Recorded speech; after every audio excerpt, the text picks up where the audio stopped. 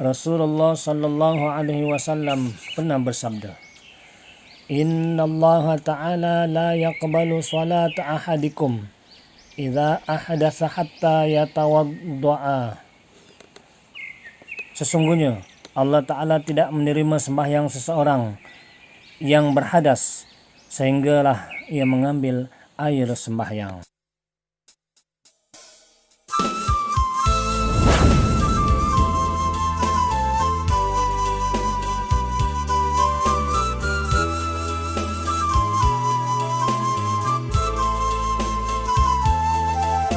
Assalamualaikum warahmatullahi ta'ala wabarakatuh.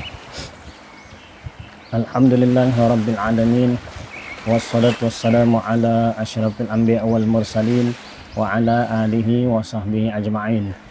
Rabbi syrah li sadri wa yassir li amri wa hlul 'uqdatam min lisani yafqahu qawli. Subhanaka la ilma lana illa ma 'allamtana innaka antal alimul hakim. La haula wa la quwwata illa billahil aliyyil azim. Faslun. Furudul wudu'i sittatun.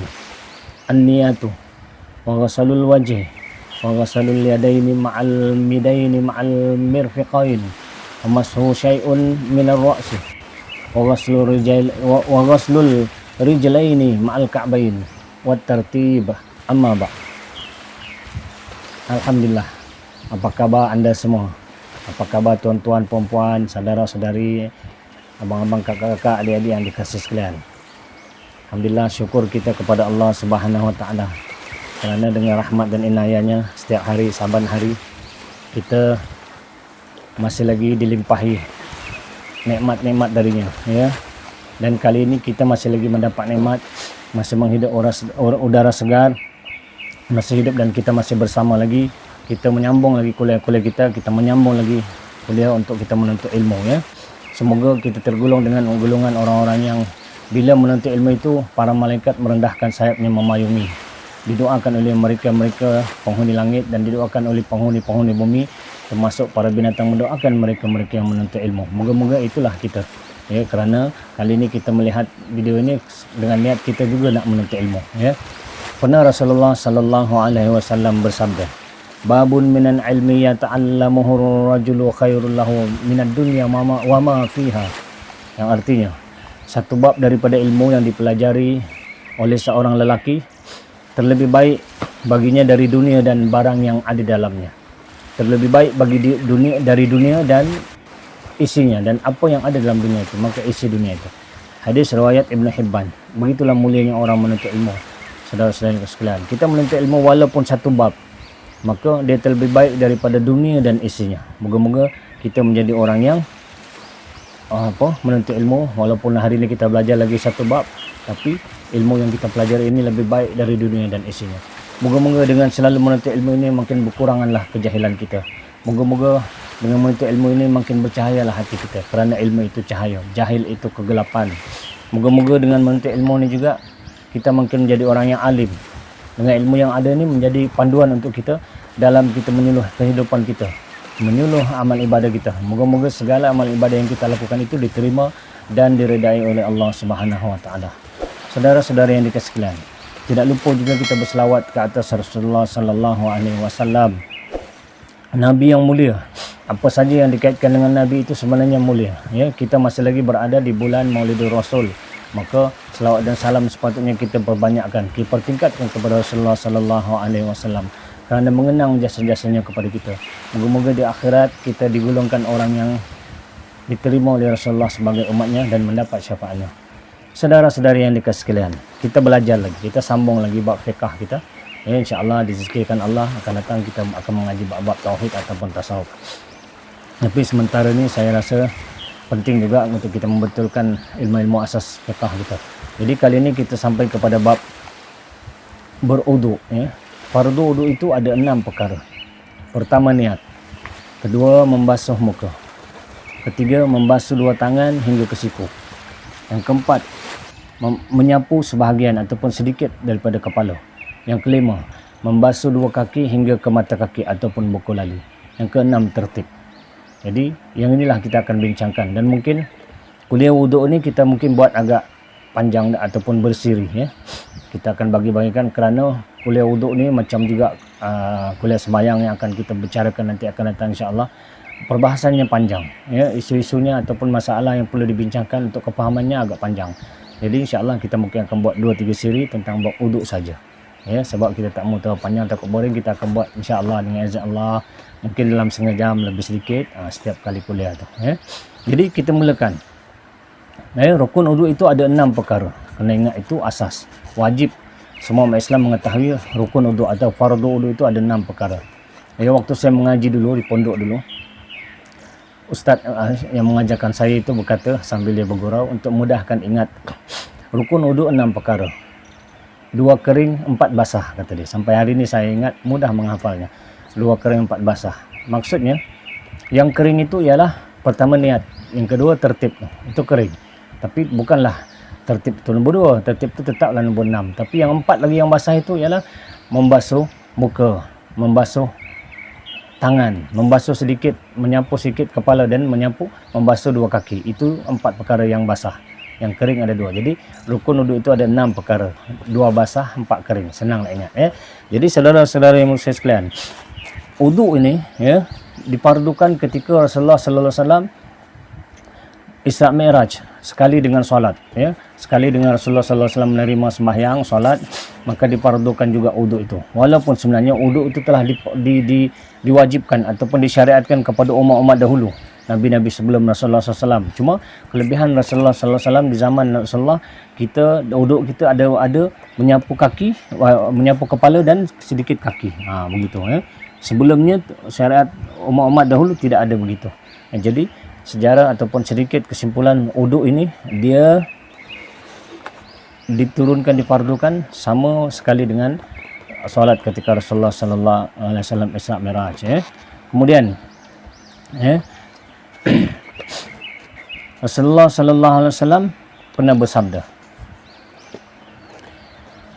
"Idza faraga ahadukum minal bauli wal ghaiti wat tanzifi falyatawadda."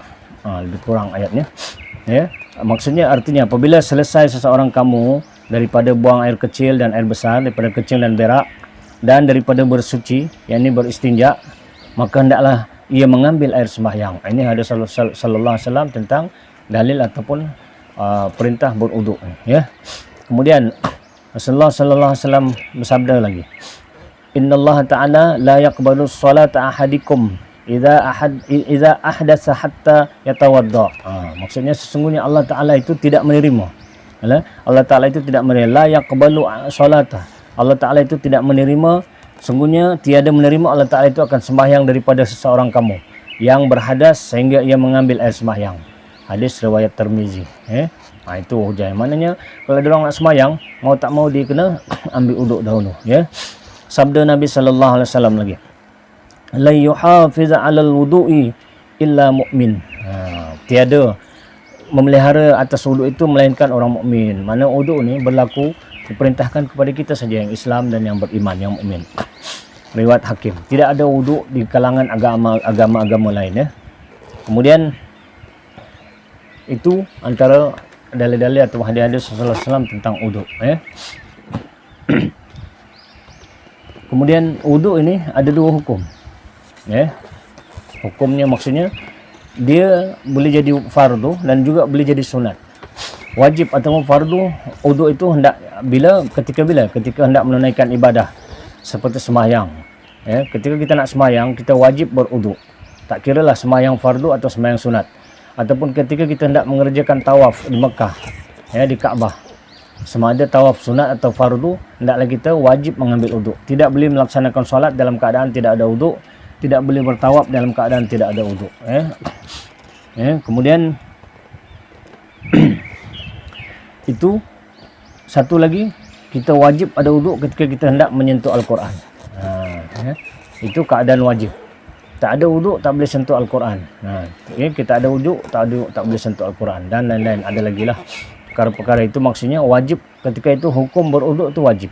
Nak baca Quran, nak sentuh, kena ambil wuduk. Nak semayang kena ada wuduk, tak kira sunat atau fardu. Nak tawaf tak kena ada wuduk, tak kira sunat atau fardu tawaf itu. Kemudian Sunat berwuduk itu ketika bila? Ketika kita pertama kita nak membaca Al-Quran. Ataupun kita tak baca pun kita sunat berwuduk kalau kita nak dengar orang baca Quran. Ataupun sunat kita berwuduk kalau kita nak membaca kitab-kitab hadis. Kitab-kitab hadis Rasulullah sallallahu alaihi wasallam. Sunat kita berwuduk kita nak mendengar hadis. Sunat kita berwuduk kalau kita nak mendengar orang mengajar ilmu fiqh macam sekarang ni. Ya, walaupun sekadar dalam maya macam ni, tuan-tuan puan-puan yang mendengar sunat berwuduk mendengar kuliah ini. Kerana itu disunatkan dapat pahala. Ya, sunat kita berambil wuduk ketika mendengar orang menerangkan ilmu fiqh, ilmu tauhid, ilmu tasawuf. Ya. Begitu juga sunat kita berwuduk ketika kita nak jadi Bilal, melaungkan azan. Ya. Ataupun kita nak iktikaf di masjid, sunat kita ada wuduk. Ataupun kita nak wukuf di Arafah, sunat ada wuduk. Ataupun nak sa'i, ataupun nak menziarahi makam Rasulullah sallallahu alaihi wasallam. Ataupun sunat juga ada wuduk ketika kita nak tidur. Ya, sebelum menjelang nak tidur kena ada wuduk, kerana orang yang ada wuduk sebelum tidur itu dia akan insya-Allah dengan izin Allah dia akan dijaga oleh malaikat, oleh para malaikat. Dan orang yang berwuduk sebelum tidur ni dengan izin Allah SWT nanti dia tak akan mimpi buruk dan mungkin direzekikan dapat bermimpi yang baik-baik, ya.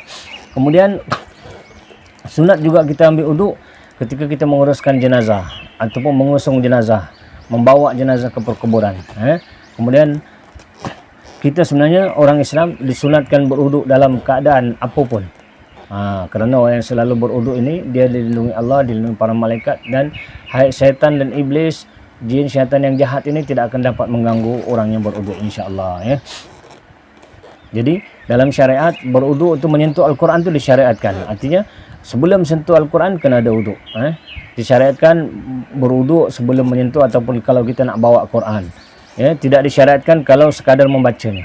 Baca-bacalah Bismillahirrahmanirrahim, nak baca boleh, tapi nak sentuh, nak pegang, nak bawa kena ada wuduk. Nak baca tidak disyariatkan, mana tidak disunatkan, bolehlah dibaca, tapi lebih afdal kalau kita berwuduk sebelum membaca Al-Quran. Begitu juga kalau kita nak berzikir-zikir apa-apa zikir yang lain-lain pun sunat kita mengambil wuduk. Jadi antara fadilat orang yang selalu ambil wuduk ni, Rasulullah sallallahu alaihi wasallam pernah bersabda, ya, daripada Anas radhiyallahu anhu katanya, aku mendengar Rasulullah sallallahu alaihi wasallam bersabda, man atahu malakul mauti wa huwa ala wudu'i u'tiyas syahadah. Nampak tu, ya. Sayyidina Anas radhiyallahu anhu berkata, sesiapa yang didatangi malaikat maut, ya, artinya malaikat maut nak cabut nyawanya, nak cabut rohnya, sedangkan dia dalam keadaan berwuduk, maka dia akan diberikan pahala mati syahid. Nampak tu? Artinya senang cerita dengan bahasa yang lain, orang yang mati dalam keadaan wuduk, dia mati husnul khatimah, dia mati dalam keadaan baik, kemudian diberi pula dia pahala mati syahid, pahala macam orang mati syahid. Bayangkan kalau dia kebetulan malaikat maut nak cabut nyawa dia, waktu itu dia tengah suci dalam keadaan wuduk, dia tidak berhadas besar dan tidak berhadas kecil, datang malaikat padanya, maka dia diberi pahala mati syahid dan dia mati dalam keadaan membawa iman, iaitu mati dalam keadaan husnul khatimah, mati dalam keadaan baik. Jadi saudara-saudari yang baik sekalian, kita terus lagi, kita baru mukadimah. Fardu wuduk itu 6 perkara. Tadi kita dah sebut, kena ingat, 2 kering 4 basah. Yang pertama niat. Niat. Jadi apa kalau sebut fardu tu apa? Fardu itu dari perkataan fard, yang bermaksud bahagian ataupun kewajipan. Fardu. Maksudnya bahagian atau kewajipan dari segi perkataannya. Tapi dari segi syarak, ia sama makna dengan wajib. Kalau syarak itu fardu tu itulah benar wajib. Fardu itulah wajib, iaitu perkara yang dituntut oleh syariat, perkara yang dituntut oleh syarak untuk mengerjakannya, dibuat berpahala, ditinggalkan berdosa. Artinya mesti buat. Itu maksud fardu ataupun itu maksud wajib. Wuduk pula berasal daripada perkataan wada'atun. Wuduk itu bermaksud kebaikan atau keindahan. Bahasa kita kebaikan atau keindahan. Pada syarak maksud wuduk itu ialah bermakna membasuh sebahagian anggota badan tertentu dengan air, dengan air dan niat yang tertentu. Itu maksud wuduk. Membasuh sebahagian anggota badan tertentu, anggota-anggota tertentu dengan niat tertentu, untuk itu dikatakan wuduk. Artinya membasuh sebahagian anggota badan dengan anggota-anggota tertentu dengan niat tertentu katakan wuduk. Tapi dalam bahasa kita, bahasa Melayu, wuduk itu senang faham mengambil air sembahyang. Itu sebab kadang-kadang orang tanya kita, "Engkau dah wuduk dah?" Maknanya engkau dah ambil air sembahyang. Jadi itulah wuduk. Jadi daripada 6 rukun wuduk ni ada 6 digariskan oleh ulama 6. Kita mazhab kita Syafi'iyah, ya, Imam Syafi'i, maka kita menganggap rukun wuduk itu adalah 6 perkara. Yang 4 daripadanya rukun wuduk ini daripada Al-Quran, dalilnya daripada Al-Quran, iaitu apa dia? Daripada pertama membasuh muka, yang kedua membasahkan 2 tangan, yang ketiga mengusap sebahagian kepala, yang keempat membasuh kaki. Itu ada dalam Al-Quran. Yang 2 lagi daripada hadis, iaitu niat.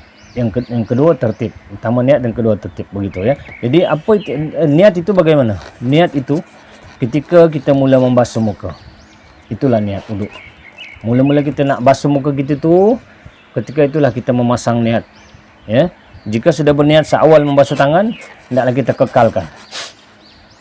Ada orang dia nak wuduk je terus pasang niat. Boleh, tapi hendaklah kekal niat itu sehingga waktu membasuh muka. Kerana wajib berniat ketika membasuh muka. Itu bila mengambil wuduk. Wajib berniat ketika membasuh muka. Maka ketika membasuh tangan tu dengan baca Bismillahirrahmanirrahim, kita hendaklah kekalkan niat sehingga kita membasuh muka kita. Ya? Jika tidak kekal niat itu belum memada. Kalau tak kekal, waktu kita basuh tangan kita dah pasang niat. Lepas tu kita dah niat tu tak kekal. Berubah dah, kan? Bila basuh muka kita tak ada dah niat tu. Macam basuh muka biasa, maka tidak sahlah wuduk itu, kena berniat semula. Itu sebab kalau kita tak boleh kekalkan niat daripada basuh tangan sampai ke muka, maka elok waktu basuh muka tu berniatlah kita, ya. Berniat mengambil wuduk, ya. Kerana tempat wajib berniat tu ketika membasuh muka. Jadi sunat memulakan niat ketika mula membasuh kedua tangan, ya. Penting ke niat ni? Ustaz, kenapa nak niat ni Ustaz? Penting ke? Ya, penting. Kepentingan niat itu ialah untuk pertama membezakan antara ibadat dan adat. Faham? Pentingnya ibadah itu, niat itu ialah membezakan antara ibadat dan adat. Kita buat satu benda yang dah jadi adat kita tanpa niat, maka adat lah. Tapi kita buat satu perkara yang jadi ibadat, kena niatkan ibadat, maka jadilah ibadat. Contoh, kebiasaan kita basuh muka, bangun pagi basuh muka. Kita tak ada niat nak ambil wuduk pun, tapi kita basuh muka kita basuh tangan kita, basuh kaki kita, maka itu jadi adat pada kita, kebiasaan kita.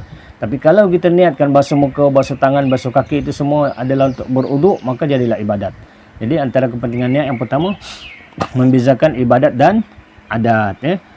Contoh lagi, kita pergi masjid, kita masuk macam tu je, dah biasa masuk masjid, kita tak niat pun i'tikaf, maka tidak dapat pahala i'tikaf, hanya dapat duduk di masjid saja. Maka hendaklah kita berniat i'tikaf, barulah jadi ibadat, tidak menjadi adat, ya. Kalau tanpa niat tidak dapat pahala, maka berniat. Sebab itu innamal a'malu binniyat, setiap perkara itu dengan niat barulah jadi ibadat. Dan niat juga lah menyebabkan orang ke syurga, menyebabkan orang ke neraka, ya. Kena ingat tu. Kemudian niat ini juga, pentingnya niat ialah membezakan tingkatan ataupun taraf ibadah kita. Ya. Kita nak niat apa contoh? Aku nak niat ni nak sembahyang sunat, ambil wuduk sunat, ataupun bezakan ibadah yang fardu dan sunat. Contoh kita angkat takbir, Allahu Akbar, kita sembahyang apa waktu? Kita niat sembahyang duha, sunat lah. Kalau kita niat sembahyang fardu zuhur, maka dia fardu lah. Maka itulah peranan niat. Mana niat ni membezakan antara sunat dan fardu itu. Itu kepentingan niat, ya. Jadi syarat berniat ataupun syarat kita sah niat tu, pertama mestilah orang Islam. Sebab yang Muslim tidak ada dalam ajaran lain, mak cakap, tidak ada dalam agama lain. Kedua, mumayyiz. Mumayyiz maksudnya dia sudah boleh membezakan yang baik dan buruk. Dia sudah boleh membezakan yang baik dan buruk, itu sudah dikenal. Itu maksud mumayyiz. Yang ketiga, tahu apa yang dia niatkan. Tahu dia nak niat untuk apa? Untuk ibadah ke untuk apa? Ya. Untuk sunat ke fardu ke? Kemudian tidak dikaitkan untuk memutuskan niat dengan sesuatu. Artinya kita ada tengah niat-niat, kita putuskan nak buat sesuatu pula tengah-tengah niat tu, maka itu tidak sahlah niat itu, ya. Dan kemudian yang kelima, tidak ada keraguan dalam memutuskan niat. Maksudnya kita dah qasad, memang kita nak niat nak sembahyang lah ni, kita tak ada ragu-ragu. Nak niatkan nanti dulu lah, jangan niatlah nantilah, contoh kan, begitu. Yang keenam, yang dilakukan termasuk ibadah yang utama. Maksudnya yang kita lakukan tu, kita nak niat tu kerana kita nak menunaikan ibadah yang utama, maknanya kita berniat kerana nak melakukan ibadah-ibadah yang utama. Kemudian definisi niat, pengertian niat tu. Niat tu maksudnya kita berhendak melakukan sesuatu dan terus serentak disertai dengan perbuatan. Itu niat. Maksudnya kita tergerak hati nak buat sesuatu, tapi terus seiring serentak kita terus lakukan benda itu. Itu dikatakan ta'rif niat. Ya, itu sebab niat itu kalau dalam sembahyang kita hendaklah muqaranah dipanggil. Itu nanti kita bincang dalam bab sembahyang, muqaranah berserta. Maka berniat itu, niat itu maksudnya kita ada terlintas di hati kita dan hadir hati kita nak melakukan sesuatu, tapi bukan kita sekadar niat saja, kita terus lakukan. Tapi kalau sekadar kita niat saja, kan, kita macam kita terlintas saja nak buat tapi tak buat lagi, itu disebut azam. Itu bukan niat. Itu sebut itu azam, bukan niat. Jadi niat itu bila kita berkehendak lakukan sesuatu dan terus serentak disertai dengan perbuatan. Kemudian di mana niat tu? Tempat niat tu di kalbu kita, ini di hati kita. Kemudian kita biasanya melafazkan niat. Melafazkan itu sunat hukumnya. Kenapa? Tujuan melafazkan niat yang sunat itu ialah untuk menguatkan, supaya membantu hati untuk hadir berniat. Kita pun niat apa? Kalau kita belajar bab wudu ni, kita pun niat wudu. Nawaitul wudu'a li raf'al hadasil asghari lillahi ta'ala. Niat itu membantu menghadirkan hati kita untuk berniat bahawa kita sedang mengambil wudu untuk mengangkat hadas kecil kerana Allah Ta'ala. Begitu jadi itu maksud pengertian niat. Tapi kalau sekadar kita terlintas saja tak buat lagi, maka itu dipanggil azam. Aku nak azam, aku nak ambil wudu lah. Nanti aku nak ambil wudu, nanti aku nak ambil wudu, itu azam. Melainkan dalam ibadat puasa. Puasa tu lain. Kenapa lain? Puasa ni, kalau nanti kita bahas bincang bab puasa, belum sampai lagi, tapi saya sentuh sedikit. Puasa, kita boleh berniat malam tu dah. Azam kita nak puasa untuk pagi besok tu, ulama kata itu dah dianggap niat. Kalau kita tidur, tak sempat sahur, tapi malam tadi kita dah ada pasang niat itu, maka dianggap itu kita sudah berniat. Tapi dengan uduk tak boleh. Kita pun, aku nak uduk lah nanti tidur dulu. Belum. Itu belum dianggap niat. Ya, niat itu disertai dengan perbuatannya sekali. Ya. Begitu. Jadi itu dikatakan niat. Ya. Kemudian kita nak ambil wudu tu, kita mulakan dengan membaca Bismillahirrahmanirrahim. Dan adalah doa-doa lain, saya tak sebut di sini, saya takut terlalu panjang. Nanti kita akan belajar sunat-sunat wudu dan doa-doa setiap kita berwudu itu. Doa ketika membasuh tangan contohnya, doa ketika membasuh muka, doa ketika membasuh hidung, mulut, telinga dan sebagainya. Ya. Jadi itu yang pertama, niat. Hendaklah kita berniat. Niat itu letaknya di dalam hati. Ya. Kemudian Rasulullah sallallahu alaihi wasallam bersabda, ya, la wudu'a liman lam yusammallahu ta'ala alaihi. Maksudnya tiada sempurna air sembahyang seorang bagi kamu itu dengan tiada mengucapkan bismillah ketika nak ambil air sembahyang. Nampak tak? Maka kita, ini Rasulullah sebut tak sempurna sembahyang wudu kita kalau kita tak mula dengan bismillahirrahmanirrahim. Maka waktu basuh tangan terus baca bismillah. Kalau setengah tempat kita basuh tangan dalam jamban, maka bacalah bismillah itu dalam hati. Ya.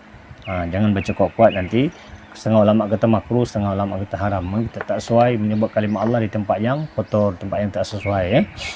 Jadi berniatnya ada dua kaedah. Ada dua cara. Dua cara itu bukan apa, sebenarnya satu, sama juga. Cuma kalau kita sihat, beza berniat antara orang sihat dengan orang sakit. Niat mengambil wudu antara orang sihat dengan orang sakit. Kalau orang sihat, maknanya orang sihat ni dia tak ada penyakit, daimul hadas. Dia tidak ada penyakit daimul hadas. Dia tidak ada penyakit salisul baul, itu kencing tak lawas. Tak ada pula penyakit dia selalu keluar angin, sama ada dari kobol atau daripada duburnya. Dia tak ada keluar darah istihadah. Ini orang sihat ceritanya. Maka kalau dia orang sihat, perkataan yang mesti pada dia berniat itu, dia hendaklah niatkan wudu atau mengangkat hadas kecil, atau dia hendaklah bersuci untuk solat. Itu perkataan disebut. Maksudnya dia kena sebut perkataan wudu, kena sebut menghilangkan hadas kecil, atau mengangkat hadas kecil, ataupun bersuci untuk solat, ataupun dia kena sebut dalam niat dia nawaitu fardu wudu. Ya. Contoh nawaitul wudu'a fardan adaya lillahi ta'ala. Sahaja aku mengambil wudu fardu atasku kerana Allah Ta'ala. Ini lafaz dia. Lafaz ini membantu untuk niat di hati. Niatkan di hati, dikasatkan di hati itu. Begitu, aku ambil wudu kerana Allah Ta'ala. Aku berwudu ni kerana Allah Ta'ala. Aku berwudu ni wajib atasku kerana Allah Ta'ala. Barulah kita ambil wudu. Ya. Ataupun kita niatkan nawaitu raf'al hadasil asghari fardan alayya lillahi ta'ala. Sahaja aku mandi, sahaja aku berwudu mengangkat hadas besar. Maafkan saya, sahaja aku berwudu mengangkat hadas kecil, fardu ke atasku kerana Allah Ta'ala. Tersasul. Nawaitu raf'al hadasil asghari fardan alayya lillahi ta'ala. Sahaja aku saja aku mengangkat hadas kecil, fardu atasku kerana Allah Taala. Boleh juga nawaitu wudu'a li rafa'il hadasil asgari. Saja aku berwuduk, mengambil wuduk untuk mengangkat hadas kecil, fardu atasku kerana Allah Taala. Itu bagi orang yang sehat, yang tak ada apa-apa. Yang pertama ya. Mana wuduk dia, lafaz dia mesti ada tu. Nawaitu wudu'a li rafa'il hadasil asgari lillahi Taala. Saja aku mengambil wuduk bagi mengangkat hadas besar, fardu atasku kerana Allah Taala. Tetapi kalau kita orang yang ada penyakit, ya, pertama daimul hadas. Daimul hadas ni maknanya selalu berhadas lah, selalu terkencing, selalu terberak, sentiasa berhadas, tengah cerit-berit contoh, ya, tak boleh tahan tapi dah masuk waktu, itu contoh. Yang kedua, orang yang salisul baul, kencing tak lawas, ataupun dalam bahasa lainnya urinary incontinence, lebih kurang macam itulah, ya, dalam bahasa Jawa agak urinary incontinence, ataupun dia ada salisul baul dalam bahasa Arabnya, dalam bahasa Melayu kita kencing tak lawas, ya. Ataupun dia ada salisul ruh, ataupun masalah selalu keluar angin, kentut, sama ada kemaluan depan atau belakang. Kemaluan depan ni kadang-kadang mak cakap orang perempuan kentut ikut kemaluan depan, orang lelaki biasanya kentut ikut dubur belakang, itu. Kemudian yang keempat, bagi perempuan yang keluar darah istihadah. Darah istihadah ni contoh darah yang tak baik lah keluar, sama ada daripada depan atau di belakang. Kalau orang yang ada bawasir, keluar selalu meleleh darah tu kan, maka itu darah penyakit, darah istihadah, ya. Maka bagi mereka yang ada penyakit seumpama ini, bila nak beruduk itu niatnya diubah. Maksudnya perkataannya diubah. Perkataan yang ada mesti ketika berniat ialah perkataan tu untuk membolehkan solat, untuk membolehkan solat. Maksudnya kita baca macam ni, nawaitul wudu'a li istibahatis shalah, li istibahatis shalah. Ini untuk membolehkan solat fardan alayya lillahi ta'ala. Nawaitul wudu'a li istibahatis salati fardan alayya lillahi ta'ala. Nawaitul wudu'a li istibahatis salati fardan alayya lillahi ta'ala. Saja aku mengambil wudu untuk membolehkan solat fardu atasku kerana Allah Ta'ala. Saja aku mengambil air sembahyang untuk membolehkan solat fardu atasku kerana Allah Ta'ala. Itu Melayunya. Saja mesti disebut perkataan untuk membolehkan salat, li istibahatis shalah dalam bahasa Arabnya. Maksudnya saja aku mengambil wudu untuk membolehkan solat fardu atasku kerana Allah Ta'ala. Itu niat orang yang dalam keadaan berpenyakit, untuk membolehkan solat. Daimul hadas adalah orang yang selalu dalam keadaan hadas. Saya ulang lagi. Kemudian salisul baul, orang yang kencing tak lawas. Kencing tak lawas, dia ni asyik kencing tak lawas saja, maka kena jaga. Kalau dia tak boleh, dia dah berdehem-dehem, dia dah istibrak. Sebelum ni kita belajar bab istibrak. Orang yang kencing tak lawas, wajib bagi dia beristibrak supaya berhenti kencingnya, tak ada keluar lagi. Tapi berlaku juga, masih juga sebab dah jadi penyakit pada dia, maka dia hendaklah berniat uduk seperti tadi, dan kemaluannya hendaklah dibalut, ditutup. Kalau zaman sekarang ni kita ada pempas atau sebagainya, ya. Kemudian begitu juga orang yang ada darah istihadah, ataupun orang yang kentut tak habis, takut waktu sembahyang nak habis dah ni, waktu maghrib nak habis tapi dia masih kentut lagi, maka dia dibolehkan berwuduk dan menyebut li istibahatis salati, saja membolehkan solat. Saja aku mengambil wuduk untuk membolehkan solat fardu atasku kerana Allah Ta'ala. Itu niat bagi orang yang sakit. Faham? Tak faham pun fahamlah, ulang-ulanglah. Jadi orang yang dalam keadaan hadas selalu ni, yang kena sebut li istibah nawaitul wudu'a li istibahatis salati fardan alayhi ta'ala ini, mereka hanya boleh gunakan satu wuduk untuk satu ibadah fardu saja, ya. Satu wuduk untuk satu ibadah fardu saja. Yang sunat-sunat boleh banyak, tapi yang fardu satu saja. Maksudnya kalau dia nak sembahyang zuhur, wuduk dia untuk satu sembahyang zuhur je, dia tak boleh simpan sampai waktu asar. Sebab sebelum asar dia kena bersihkan lagi semula. Sebab dia berada dalam keadaan daimul hadas, sentiasa berhadas, maknanya sentiasa ada hadi, ada najis dan ada hadas. Maka dia hendaklah mengangkat wuduk ketika waktu azan. Dah azan, dah dia nak sembahyang, baru dia bersihkan, tutup, baru dia pergi sembahyang. Itu bagi orang yang ada daimul hadas. Kerana ulama mengkiaskan dia sebagai keadaannya seperti mereka mengambil seperti hukum tayammum. Tayammum hukumnya satu tayammum untuk satu solat fardu saja. Tidak boleh satu tayammum dibawa kepada solat asar atau maghrib, isyak sebagainya, ya. Maka begitulah orang yang dalam daimul hadas, dia beruduk, satu uduk hanya untuk satu solat saja, yang fardu, yang wajib. Yang sunat-sunat boleh berlebih. Faham tu, ya. Kita ni jenis yang kencing tak lawas, kita ni jenis yang ada hadas keluar saja, ada darah istihadah ataupun jenis kentut saja. Ataupun kita jenis yang apa tadi, kencing tak lawas lah, kencing tak lawas ataupun jenis kentut ataupun sentiasa berhadas, tengah ceret-beret, kita dah berak-berak masih lagi kita rasa lagi cair-cair itu tak boleh tahan, keluar juga cairan najis tu, maka orang macam ni boleh pakai pampers. Waktu nak sembahyang tu baru dia uduk, dia bersihkan pakai pampers, ambil uduk cepat-cepat sembahyang. Maka untuk satu wajib saja, satu sembahyang saja yang wajib, yang fardu. Contoh kalau sembahyang subuh, satu sembahyang subuh saja, tidak boleh dibawa sampai ke zuhur. Zuhur dia kena ambil uduk lain. Faham Faham ke faham lah insya-Allah mudah aja Jadi dalam kita mazhab kita Syafi'iyah ini baru satu bab sudah hampir setengah jam. Memang uduk ni banyak bahasan dia dan moga-moga kita faham supaya kita ada panduan dalam beramal Bab niat ini dalam mazhab Syafi'i, sunat melafazkan niat seperti setiap kali hendak melakukan ibadah. Tu niat tu macam tadilah, kita nak uduk tu kena lafaz niat. Waktu berniat adalah beberapa saat sebelum melakukan ibadah. Tu seperti yang saya sebut tadi tu, maknanya kecuali puasa lah, puasa malam hari boleh, besok. Tapi yang lain-lain setiap kali nak uduk kena pasang niat, setiap kali nak sembahyang kena berniat. Itu mazhab Syafi'i. Jadi hukum kita melafazkan niat itu, niat tadi itu lafaz dia nawaitul udhu'a li istibahatis sholati fardan alayya lillahi ta'ala, bagi orang yang ada masalah daimul hadas, sunat hukumnya. Kenapa? Kerana tujuannya untuk menguatkan, menghadirkan hati, mengekalkan niat itu. Sebab niat itu tempatnya di hati, dia tak perlu dilafaz dengan lidah, tapi sekadar di hati saja. Mana senang cerita, nak susah sangat nak faham, saya mudahkan faham, lidah hati yang melafazkannya. Tapi bukan juga lidah hati tidak berkata-kata. Maksudnya sekadar hadirkan hati, lintas dan hadir hati untuk berniat itu Kemudian kerana Syekh Nawawi Al-Bantani berkata, niat itu di dalam hati, tidak wajib diucapkan dengan lisan, tak wajib kita sebut. Kalau hati kita ada niat, kita tak baca nawaitul udhu'a tu pun tak apa. Kita duduk je kita terus berniat kan, aku nak ambil uduk sebab aku nak sembahyang kan, membolehkan aku sembahyang, sudah. Ataupun aku nak ambil uduk angkat hadas kecil kerana aku nak solat, sudah. Tapi waktu basuh tangan dah pasang niat, kekalkan sampai ke muka. Begitu. Itu bagi uduk. Kerana mengucapkan niat itu hukumnya sunat saja, melafazkan niat itu. Tapi membantu hati menghadirkan niat. Ucapan lafaz niat itu wa nawaitul udhu'a li rafal hadasil asgari, membantu hati untuk menghadirkan niat.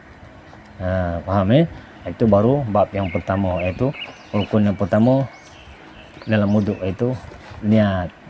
Jadi cukup setakat ini dulu, kita sambung lagi di kuliah yang akan datang di rukun wuduk yang kedua. Sebab kita tak nak panjang-panjang, cukuplah setengah jam. Saya dah cakap awal tadi, bab wuduk ni akan kita buat bersiri. Sabarlah, ikutilah terus kuliah ni. InsyaAllah. Jadi itu saja, ampun maaf dari saya kalau ada salah silapnya, itu kelemahan iman saya, kelemahan ilmu saya juga. Dan kalau ada salah-salah perkataan, salah type sebagainya, itu adalah kelemahan saya, maafkan saya. Kita akhiri dengan membaca tasbih kifarah dan surah Al-As. Bismillahirrahmanirrahim. Subhanallah wa bihamdihi, subhanakallahumma wa bihamdika, asyhadu an la ilaha illa anta wa astaghfiruka wa atubu ilaik. Bismillahirrahmanirrahim. Wal asri innal insana lafi khusr illal ladzina amanu wa amilus shalihat wa tawasaw bil haqqi wa tawasaw bis sabr. Sekian, ampun maaf. Assalamualaikum warahmatullahi taala wabarakatuh.